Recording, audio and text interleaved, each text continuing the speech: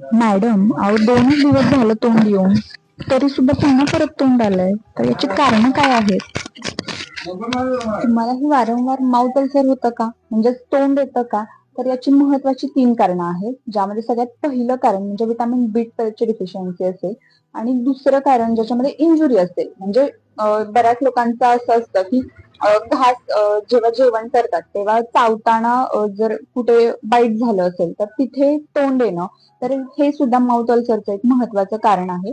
त्याचबरोबर तिसरं सगळ्यात महत्वाचं कारण म्हणजे डायजेस्टिव्ह सिस्टीम मध्ये बिघाड असणे. आता बऱ्याच लोकांना डायजेस्टिव्ह सिस्टीम मध्ये प्रॉब्लेम असतो, म्हणजे काय तर पचन व्यवस्थित होत नाही, कॉन्स्टिपेशन असेल, पायीचा त्रास असेल, अशा बऱ्याच गोष्टींमुळे सुद्धा त्याचा इम्पॅक्ट हा माउथ अल्सर येण्यावरती सुद्धा होऊ शकतो. म्हणजे डायजेशन जर व्यवस्थित असेल तर माउथ अल्सरचं प्रमाण सुद्धा कमी होतं, हे सुद्धा एक महत्वाचं कारण आहे. माउथ